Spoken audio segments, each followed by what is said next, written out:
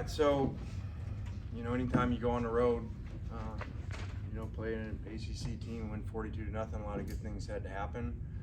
And, we challenged the guys to, after playing really well last week, to come on the road and play well. And, we say pack your run game and pack your defense was, what we said all week to do. And they did that. The defense, shutout on the road. And whatever, 14 is the first time in 8 or 9 years or something like that. With playing a lot of people, I think we played every person that we brought. It was really neat to see those guys making some plays at the end, and then 62 carries for over 300 yards rushing. It's kind of old Georgia Tech numbers. Fire away with your questions. Lane, are you surprised at all with how quickly the defense has come together, especially with all the new players that you guys added? I wouldn't say surprised, but pleased, yes. Because those are a lot of moving parts, and some people play in spots they didn't play a year ago.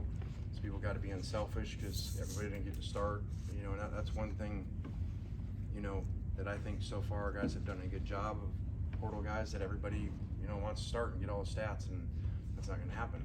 So they got to play their roles, and our guys on defense have done that really well.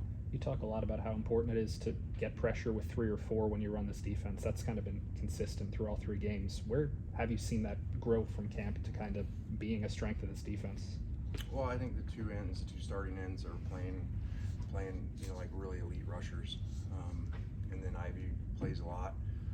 So, that's a lot to deal with. And then we set around today and ran some pick games with them that give us problems on offense all the time. So we kind of, we'd really saved some things through 2 weeks, offense and defensively. And so we used some of those today. Some were the engineered run game where, with the quarterback involved in it on offense, and then on defense, moving around the front was said. Did you expect to lean so heavy on the run coming into that? Was that game plan, or was that taking what the defense gave you? No, that was, and it doesn't always go that way. A lot of times games end up completely different than you planned for, but that's really what we plan to do, and crack safeties and get the ball in the perimeter and pull the ball with the quarterback when needed. So it's something we really hadn't done through 2 weeks. With leaning so heavy on the run, how big has the experience on the offensive line been? Really good, especially going on the road against a team that stems a lot and moves a lot up front, and gave Clemson problems. Look at Clemson's rush stats compared to today. So these guys do. You better play really well, and this was a combination of receivers blocking the line, tight ends, and the backs running really well. Jackson had that interception right before halftime, then comes out and leads 3 straight scoring drives. How important was that for him to kind of bounce back from that, and what do you kind of think of his performance overall? That was really important. He's still young, so they're going to make mistakes, and want him to play great. And I was obviously really on him because that was exactly what we had talked about not doing in the previous series, and so that was disappointing. But it was great to see him come back and as my old coach would say, take an ass chewing and regroup. So he did a really good job and played really well in the second half, and threw the ball with really good timing. When did you make the choice to go with Jackson, and kind of what did you see from him this week to lead to that? I don't know. We just kind of went with him, and he practiced really well. Had a really good week, much better week than he had previous, and so we just did. And I think Luke would have done great if he would have went first too. Getting out to that quick 14-0 lead, just in a blink of an eye, just in hindsight, how big was that as far as just setting the tone for the rest of the game? It was huge, to go on the road and kind of, play well right away. And I felt our offense looked like, we have when we've been really, really good on offense. Really fast tempo, giving people problems. They weren't getting lined up. And, a lot of that, everybody thinks you throw the ball in the system, but you really don't. You run the ball out in the system when you really have it going really fast. And that's what we were able to do today, which we've done over the years for a while now. So that was really good. Coach, I know that first half kind of went off without a hitch. If you don't count the 1 interception there at the end of the second, what was the message to the team? Up 21-0 on the road. Just to really not worry about the first half, come out and not worry about the opponent, or that the crowd wasn't going to be there, and play like we had the week before. It looks like we've learned from the first week, because we did not do well in the second half in week 1, but now they've done it for 2 weeks, and It's 101-3 the last 2 weeks, so they're doing some things right. Another punt block that's 2 weeks in a row. I think for like the first time since 1999 was the stat. I know you weren't happy with special teams after that first game the last 2 weeks. What's kind of been, I guess, the biggest difference?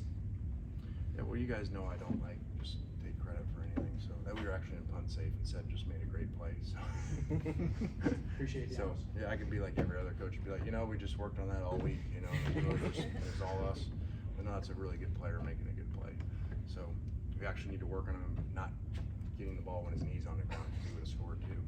But no, special teams has played really well the last 2 weeks, and that's part of playing. That's the third part, that we say of playing on the road. Run game, defense, and special teams. I know you've always thought highly of Zach, but getting to see him up close these first 3 games, has anything stood out to you even more than what you saw on tape? Yeah, I like him to stop fumbling. So, it's like Jackson, they both had one really bad play. When everything's going good, it's the only thing they can break momentum, and put the ball on the ground or throw the pick. So hopefully you learn from that, and other guys went in and made plays. What is the quarterback situation? Is it still just kind of a, week to week thing? I know guys are always fighting for positions, but is that still, do you do Jackson as the starter now, or is that still kind of go week to week? Yeah, I'm never gonna, make a decision after without watching the film and stuff. So we'll go back and look at it, and so we're really confident now at this point that both guys can, help us do some good things. Talked about your offense being perceived as kind of a pass-heavy offense. Have you ever been part of a game as a coach where you've had 0 passing touchdowns and 6 rushing touchdowns? Yeah, I said it this morning before the game. We played at Old Dominion FAU and actually played the same defensive end. He was there like 5 years ago. So portal and COVID kept him alive. So you could ask him if anything happened when we played them. Coach, throughout your career, you've worked with some great quarterbacks. What do you see in Jackson going forward? What does he bring to the offense? I thought that, in the second half, he made some really timing throws that were over people with really good touch. And he did that during the week. He played faster in the week versus, and I've said you can coach people different ways. I'm not saying we're better than other people, but we just coach our way, and you got to drop, you got to play fast at quarterback, much like the NFL. And he's not been trained that way at all. So this is a learning process for him, and he looks a lot different.